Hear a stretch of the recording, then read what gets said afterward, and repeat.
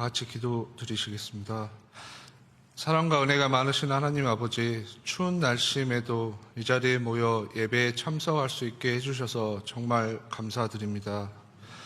뜨거웠던 2024년의 태양이 열심히 타올라 그 마지막을 목전에 두고 있습니다. 올 한 해 어떻게 살아왔는지 돌이켜봅니다. 슬픈 일, 기쁜 일, 어려운 일, 즐거운 일, 힘든 일, 참 많은 일이 있었습니다. 그 시간 언제나 주님과 함께 했는지 돌이켜봅니다. 생각해보면 그렇지 못한 때가 참 많았음을 고백합니다. 그래도 그때마다 성령께서 인도하셔서 지금껏 잘 지내왔음을 믿습니다. 주여, 이 나라와 이 민족을 위해 기도합니다. 지금 비상계엄으로 인해 온 나라가 혼란스럽습니다. 부디 주의 권능으로 인도하셔 어서 빨리 좋은 해결책이 나오도록 하여 주옵소서. 그리고 나라를 운영하는 위정자들에게 주의 지혜와 명철을 주시기를 바랍니다. 어려운 지금 상황 속에서도 항상 주님의 도우심을 구하며 주님을 따라가는 민족이 되게 하옵소서. 그리고 북한과 세계 곳곳에서 고통받는 이들을 기억하시고 이들에게 주의 평안과 위로를 주시고 주님의 인도하심으로 이겨낼 수 있도록 도와주소서. 그리고 아름다운 찬양으로 섬기는 시온 찬양대를 위해 기도합니다. 앞에 나와 헌신하는 모습을 주께서 기뻐 받아주시고 찬양대의 찬양을 통해 주의 음성을 듣게 하여 주옵소서. 그리고 그들의 가정에도 주의 복을 내려 주옵소서. 하나님 아버지, 오늘 말씀을 전하시는 담임 목사님께 성령의 능력을 더하여 주시고 말씀을 통해 우리를 인도하시는 주의 음성을 잘 듣고 마음에 새기며 살아가게 하여 주옵소서. 그리하여 세상의 빛이 되는 한결교회 교인이 되게 하옵소서. 그리고 예배를 위해 수고하고 헌신하며 섬기는 모든 이들을 기억하시고 주께서 헌신하는 모든 이들의 삶 가운데 풍성한 은혜를 부어주시옵소서. 이 모든 바람을 주께 드리며 우리를 사랑하시기 위해 이 땅에 오신 우리 주 예수 그리스도의 이름으로 기도드립니다. 아멘.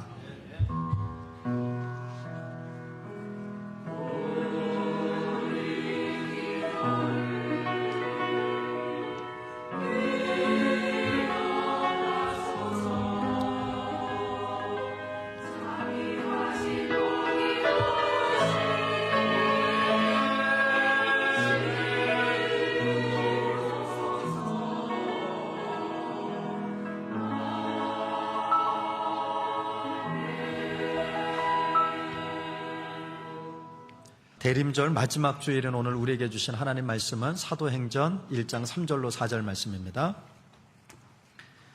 신약성서 사도행전 1장 3절로 4절 말씀을 저와 여러분이 한 절씩 교독하실 때 살아계신 하나님의 음성을 들으실 수 있기를 바랍니다. 사도행전 1장 3절로 4절 말씀을 교독하겠습니다. 3절입니다. 그가 고난받은 후에 또한 그들에게 확실한 많은 증거로 친히 살아계심을 나타내사 40일 동안 그들에게 보이시며 하나님 나라의 일을 말씀하시니라. 사도와 함께 모이사 그들에게 분부하여 이르시되 예루살렘을 떠나지 말고 내게서 들은 바 아버지께서 약속하신 것을 기다리라. 아멘. 이는 살아계신 하나님의 말씀입니다. 이제 이 시간 시온 찬양대 찬양 있겠습니다.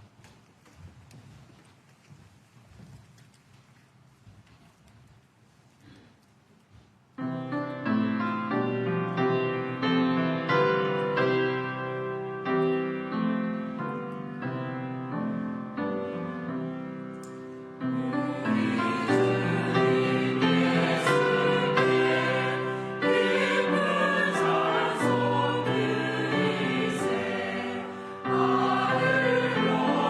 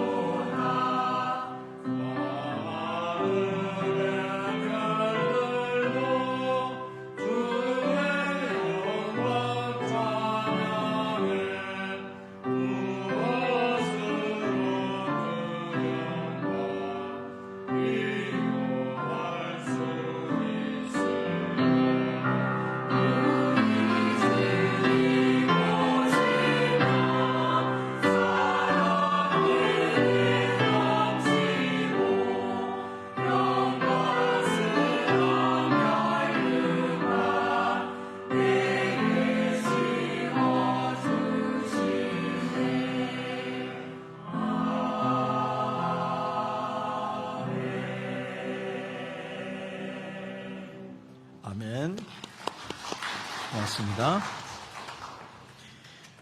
오늘은 교회력으로 대림절 마지막 주일입니다. 대림절은 다 아시는 것처럼 주님의 오심을 기다리는 절기이죠. 기다림이라고 하는 단어를 떠올릴 때 우리 마음속에는 설렘과 기대가 자리 잡습니다. 하지만 때로는 그 기다림 속에는 어려움도 있고 또 오랫동안 기다려야 되는 인내도 필요합니다. 그렇다면 우리가 왜 어떻게 기다려야 할까라고 하는 걸 계속해서 함께 생각해 보려고 합니다. 오늘 본문인 사도행전 1장 3절로 4절 말씀에서는 주님께서 부활하시고 승천하시기 전에 제자들에게 남기신 말씀을 기록하고 있습니다.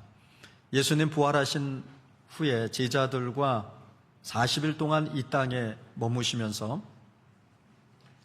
하나님 나라의 놀라운 일들을 행하시고 그리고 하나님 나라에 대해서 말씀을 하셨습니다. 그러면서 오늘 제자들에게 이제 이 땅에서의 마지막 당부, 하나님 나라로 올라가시면서 제자들에게 이렇게 얘기하십니다. 너희는 예루살렘을 떠나지 말고 내게 들은 바 하나님의 약속을 기다리라. 아멘. 여러분, 교회의 시작은요, 바로 이 기다림으로부터 시작이 됩니다. 그 이전엔 우리가 말하는 교회는 존재하지 않죠. 교회는 기다리며 시작된 공동체입니다. 예수 그리스도의 다시 오시겠다라고 말씀하신 그 약속을 기다리면서 시작이 됐죠. 지금도 우리는 그래서 기다리는 공동체로 존재합니다. 우리는 함께 기다리는 사람들이고 그 기다림 속에서 우리는 교회의 본질을 발견하게 됩니다. 교회는 기다림으로 시작이 되는데요. 예수님께서 승천하신 후에 오늘 제자들이 예루살렘의 마가 다락방에 모여 있었어요. 이건 주님의 명령하심을 따른 거죠. 그들은 그곳에 모여서 무엇을 기다렸을까요? 바로 성령을 기다렸습니다. 그들은 함께 모여서 기도하면서 주님께서 약속하신 것을 믿고 그 약속대로 성령이 임하시기를 기다렸다라는 거예요. 교회의 시작은 바로 이 성령의 오심, 그 약속을 믿는 것으로부터 그리고 그 약속을 기다리는 것으로부터 시작이 됐습니다. 여러분, 교회의 시작은요, 제자들의 열심이나 또는 제자들이 선교적 사명을 가지고 세운 계획에 의해서 교회가 시작된 게 아닙니다. 교회는 주님의 명령에 순종해서 기다리는 것으로부터 교회가 시작된 거예요. 우리가 흔히 초대교회 얘기하는데 여러분, 교회의 시작은 바로 부활하시고 성령을 보내시겠다고 약속하신 그 주님의 말씀을 믿고 기다린 그 마가 다락방에서부터 교회는 이미 시작이 됐습니다. 2000년 전에 일어난 일이 아니라 이 일은 지금도 변함이 없다라는 거예요. 우리도 여전히 기다리는 공동체로서의 교회입니다. 주님께서 다시 오실 것을 기다리고 있죠. 근데 여러분, 우리가 주님 다시 오신다고 약속하신 게 벌써 2000년이 넘었어요. 언제 오실까요? 알 수 없습니다. 그래서 우리는 이 기다림 속에서 더러는 지치기도 합니다. 그런데 주님은 반드시 다시 오시겠다고 약속하셨으니 그 약속은 이루어질 거예요. 그런데 그 약속이 이루어질 거라고 하는 걸 우리는 어떻게 확신할 수 있을까? 어떻게 믿을 수 있을까? 바로 그 증거가 성령을 보내시겠다고 약속하셨고 그 성령이 마가 다락방에 임하셨고 예수를 구주로 믿는 우리에게도 그 성령이 임하셨습니다. 성령을 보내시겠다고 약속하셨고 그 성령이 임하심을 통해서 그 약속을 지키셨어요. 그렇게 우리는 다시 오시겠다고 약속하신 주님의 말씀을 믿고 기다릴 수 있는 겁니다. 성령의 충만함을 기다렸어요. 그런데 여러분, 이 기다림은요, 인내가 필요합니다. 그저 가만히 시간을 보내는 인내가 아니라 우리는 그 기다림의 시간 속에서 하나님의 말씀에 순종하고 믿음으로 나아가는 적극적인 기다림이 필요합니다. 그러면 성경에서 나타난 기다림의 의미가 뭘까요? 바로 성경은 기다림의 공동체로서의 교회를 분명하게 보여줍니다. 시편 27편 14절 말씀을 우리가 함께 나눴죠. 여호와를 기다리라. 강하고 담대하게 여호와를 기다릴지어다. 아멘. 또 이사야서 40장 31절에서는 기다리는 자들에게 주님이 이렇게 약속하십니다. 여호와를 기다리는 자가 새 힘을 얻을 것이라. 마치 독수리가 날개치며 올라감 같은 새 힘을 공급받게 될 것이다. 오늘 우리가 기다릴 수 있는 것은 보혜사 성령이 우리에게 임하신 것을 통해 하나님은 약속을 반드시 지키신다. 그리고 그 성령의 이끌림을 받은 제자들이 어떻게 살아갔는지 역사의 증언을 통해 그리고 성서의 증거를 통해서 우리는 그것을 보고 그리고 우리는 그것을 믿음으로 오늘 다시 오시겠다고 약속하신 주님을 기다릴 수 있는 겁니다. 그래서 로마서 8장 25절에서는 이렇게 얘기합니다. 우리가 보지 못한 것들을 소망하며 기다릴지어다. 여러분, 믿음의 본질은요, 우리의 눈에 보이지 않지만 주님이 하신 그 약속의 말씀을 신뢰하는 겁니다. 이게 바로 믿음의 본질이에요. 교회의 기다림은 그래서 소망의 기초가 됩니다. 우리는 단순히 시간을 보내는 것이 아니라 하나님의 약속이 반드시 이루어질 것을 믿고 하나님을 신뢰하고 기다리는 겁니다. 여기에 소망이 있다라는 거예요. 그럴 때 우리의 믿음이 단련되고 하나님과의 관계가 더욱더 깊어지게 된다는 거예요.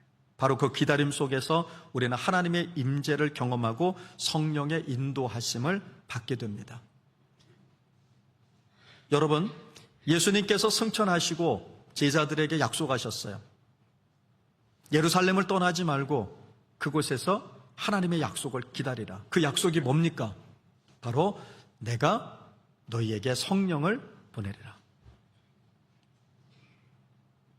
그런데 성서학자들에 의하면요, 여러분, 그 약속을 받았을 때 그곳에 모여 있었던 사람들은요, 대략 500여 명 정도 된다고 그래요.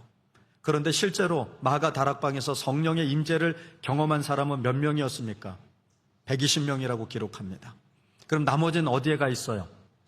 각기 제 갈 길로 흩어졌다는 겁니다.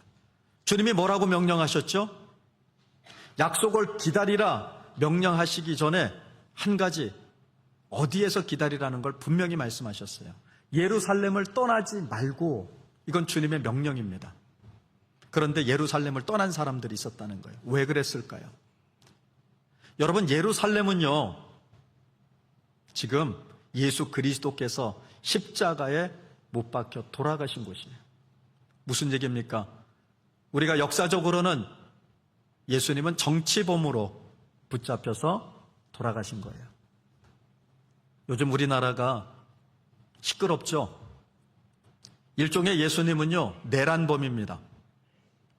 폭동을 주도하고 그리고 왕을 끌어내리고 본인이 왕이 되겠다고 나라를 뒤흔드는 바로 역적인 거예요. 십자가형에 예수님이 역도로 몰려 역적으로 돌아가셨어요.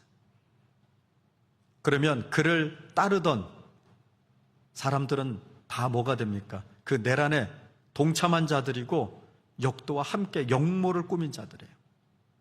우리의 역사에도 역모를 꾸민 자들은 어떡합니까? 삼족을 멸하죠. 모든 재산을 환수하고 자손의 자손을 다 없애버립니다. 그만큼 무서운 거예요. 그러니 예수님께서 부활하셔서 예루살렘을 떠나지 말고라고 말씀하셨을 때 제자들은 두려웠던 거예요. 주님은 떠나가 버리시고 예루살렘에 머물러 있다가 자칫 너도 그와 같은 당이라, 우리도 십자가에 죽을 수 있다. 하나 둘씩 두려움에 주님의 명령은 그만두고 다 제 갈 길로 가버렸다는 거예요. 그리고 120명의 성도만이 남아서 함께 기도하며 주님의 약속을 기다렸습니다. 결과적으로는 기다린 이들에게는 성령이 임하셨죠. 그리고 성령의 임재 가운데 있었던 제자들은 놀랍게도 예수 그리스도 그를 온 천하에 드러내는 일을 마다하지 않습니다. 목숨을 구걸하며 떠나간 이들도 있었지만 주님의 약속을 믿고 기다리며 성령의 임재 가운데 있었던 이들은 이제 자신의 생명을 아까워하지 않고 오히려 온 세상으로 당당하게 나아가 주의 복음을 전하며 순교자의 삶을 살게 됩니다. 그렇게 해서 오늘 우리가 여기까지 올 수 있게 됐다라는 거예요. 그럼 우리는 이제 어떤 마음으로 기다려야 할까? 잘 기다리기 위해서 우리는 이 네 가지를 꼭 실천해야 합니다. 첫째는 예배와 성서의 가르침으로 준비해야 합니다. 예배는 우리의 시선을 하나님께 고정하는 겁니다. 하나님을 높이고 찬양할 때 오늘 우리의 마음이 새로워지고 또 기다리는 이 믿음이 견고해진다라는 거예요. 예배는 우리가 은혜 받는 자리가 아닙니다. 한 주간 내게 은혜 베풀어 주신 그 하나님 앞에 감사를 표현하는 거예요.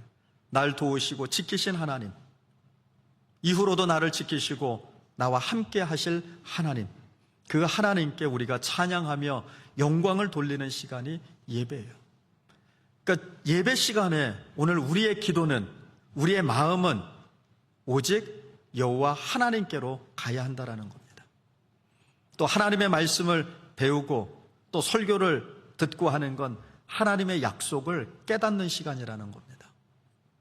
그러니 부지런히 성경을 읽으시고 하나님의 말씀을 배우시고 말씀을 들어야 합니다. 우리는 하나님의 말씀을 통해서 그 기다림의 이유와 목적을 알게 되고 그리고 깨달음을 통해서 우리는 어지러운 세상 가운데에서도 여전히 하나님을 신뢰하며 기다릴 수 있게 된다는 거예요. 두 번째로는 긍휼로 서로를 돌봐야 합니다. 여러분, 기다린다라고 하는 건 혼자가 아니라 공동체 속에서 이루어질 때 그 의미가 더욱더 풍성하고 더 큰 힘을 발휘하게 됩니다. 서로의 필요를 채우십시오. 그러기 위해서는 서로에게 관심을 가져야 합니다. 누가 어떤 어려움 중에 있는지, 무엇을 필요로 하는지, 또 아픔과 어려움도 나누십시오. 참 안타깝게도 우리는 하나님을 믿는 사람들입니다. 그런데 서로 나눔을 하실 때 보면 제대로 나누면 안 돼요. 무슨 얘기입니까? 자신을 감춥니다. 그 이유가 뭘까요? 내 아픔, 내 어려움을 내어놓고 함께 기도해 주세요 라고 얘기하면 금세 소문이 납니다. 뭐라고 소문이 납니까? 부정적 이미지, 또 부정적인 얘기들이 계속해서 생산돼요. 그런 것에 한 번, 두 번 상처를 입기 시작하면 사람들이 교제하지 않습니다. 그리고 겨우 간신히 교제의 자리에 나와서도 입을 꾹 다물고 있습니다. 속내는 다 감추고 겉으로 아닌 척. 그러니 은혜가 되겠습니까? 여러분, 긍휼로 돌보는 것이 중요합니다. 오죽하면 그럴까? 그럴 수도 있겠구나. 저와 여러분이 어떻게 구원을 받았습니까? 우리가 믿음이 있어서 구원받았습니까? 아니죠. 우리를 향하신 하나님의 사랑, 그의 자비하심 때문입니다. 우리의 행위, 우리의 마음자리와 전혀 상관없이 우리를 향하신 하나님의 마음, 우리를 향하신 그 하나님의 긍휼하심으로 우리가 구원을 받았다는 거예요. 그러므로 우리도 값없이 나누는 것이 마땅합니다. 우리는 서로에게 주님의 사랑을 나타냄으로써 기다림을 견디게 하는 힘을 나누게 됩니다. 세 번째로는 함께 기도해야 합니다. 마가 다락방에 모여 성령의 임재를 기다렸던 120명의 성도들은 그냥 가만히 시간을 흘려보낸 것이 아니라 모여 기도했습니다. 그래서 신앙 공동체는 두세 사람만 모여도 주의 이름으로 모여 기도하셔야 합니다. 무엇을 하든지 기도로 시작하고 기도로 마쳐야 합니다. 여러분, 기도는 기다림의 가장 강력한 무기입니다. 가장 강력한 힘입니다. 오늘 사도행전의 제자들처럼 우리는 함께 모여 기도함으로써 하나님께 우리의 마음을 드리고 성령의 인도하심을 구해야 합니다. 그런데 기도가 뭡니까? 통성기도, 침묵 기도, 그건 방식을 얘기하는 거예요. 기도가 뭡니까? 기도는요, 하나님의 뜻을 구하는 게 기도입니다.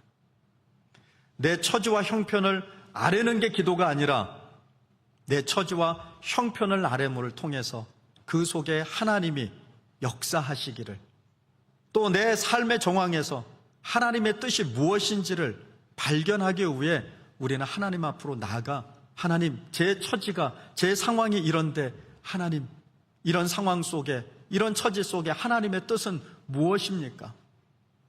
하나님이 허락하신 일이라 믿는데 하나님, 왜 제게 이런 고난을 허락하셨습니까? 제가 어찌하면 좋겠습니까? 그럴 때 우리의 기도는 하나님의 응답을 기다리는 힘이 되고, 그리고 하나님의 응답을 깨닫게 되는 놀라운 역사를 가지고 오게 될 겁니다. 우리가 함께 모여 기도함을 통해서 우리는 견디게 되고 우리의 영혼이 더욱더 새로워지게 됨을 경험합니다. 마지막으로는 서로 격려해야 합니다. 기다림의 여정에서 낙오하지 않도록, 주님이 언제 오실런지 알 수 없으니 기름 등불 준비하여 주님 오실 때까지 낙심하지 않고 기다릴 수 있도록 서로를 격려해야 합니다. 예수 믿으면 어려운 일이 없다고 말하지 않습니다. 오히려 여러분들이 예수를 잘 믿으면 믿을수록 사탄의 어려움이 있습니다. 영적인 공격이 있다라는 거예요. 그러나 걱정하지 마십시오. 이 또한 이겨낼 수 있는 능력을 우리 주님은 우리에게 허락하십니다. 그 가운데 하나가 뭡니까? 히브리서 10장 24절로 25절 말씀처럼 여러분, 서로 마음을 써서 사랑과 또 선한 일을 하도록 격려합시다. 넘겨주세요.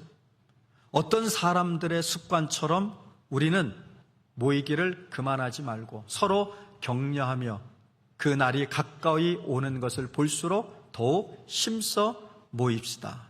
아멘. 제가 세 번역으로 읽어드렸어요. 서로 마음을 써서 사랑과 선한 일을 하도록 격려하라는 거예요.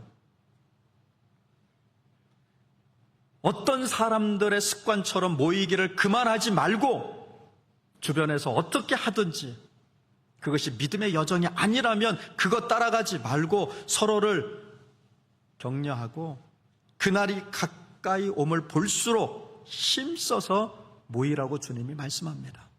모여서 뭐 하라고요? 부정적인 언어들 쏟아내고 원망하고 불평하라고요? 아니죠. 모여서 서로를 격려하라는 겁니다. 서로 지지하라는 겁니다.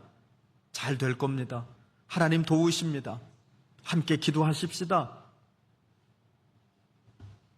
우리는 하나님의 말씀으로 서로를 위로하고 믿음 안에서 용기를 북돋아야 합니다.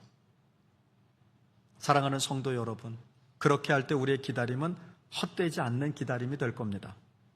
세상의 가치에 흔들리지 않고 어려움 속에서도 낙심하지 않으며 주님의 약속을 믿고 끝까지 기다리십시다. 이 기다림은 하나님과 동행하는 여정입니다. 우리가 함께 기다린다고 하는 것은 서로를 돕는 겁니다. 개인적으로나 공동체 안에서 우리가 가장 중요한 건 바로 하나님의 말씀과 기도로 충만한 삶을 사는 겁니다. 내가 먼저 주님의 말씀 안에 기도 가운데 충만하시기를 원합니다.